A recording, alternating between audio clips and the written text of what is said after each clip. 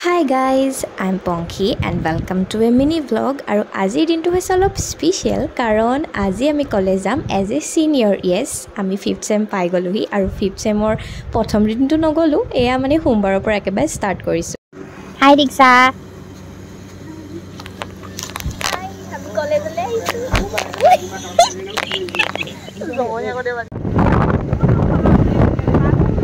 পামগে এতিয়া আৰু ফলো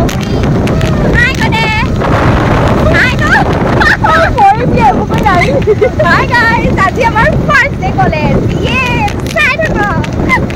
মোৰ সমান সুখী আৰু কোনো নাই চাগে কাৰণ মই কলেজলৈ যাবলৈ এজনী লগৰী পাই গ'লো। আচলতে মই স্কুটি চলাই কলেজলৈ অহা যোৱা কৰিবলৈ বহুত দিগদাৰ পাওঁ আৰু এজনী পাই গ'লো মই স্কুটি চলাই আহিবৰ কাৰণে।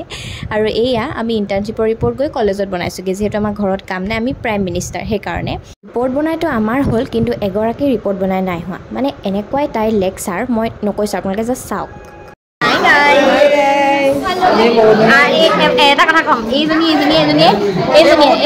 ৰিপৰ্ট আমাকে আগৰ পৰা লিখিবলৈ ল'লে, কিন্তু তাই এতিয়ালৈকে হোৱা নাই। এটা শব্দ লিখে তাই, তাৰপৰা তাই আমি কিবা এটা কথা পাতি শুন আকৌ তেনেকুৱা কাৰণে কথা ক'ব লাগে। তাই এতিয়ালৈকে ৰিপৰ্ট লিখি হোৱাই এতিয়াও লিখি আছে তাই। কমপ্লিট আমাৰ চবৰে কমপ্লিট, কিন্তু তাই এতিয়ালৈকে কমপ্লিট নাই হোৱা।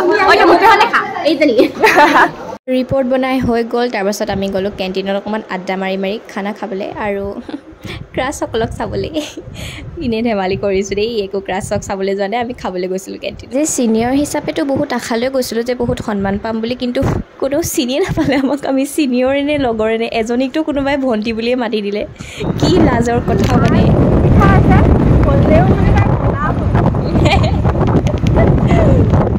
কি হ'ল?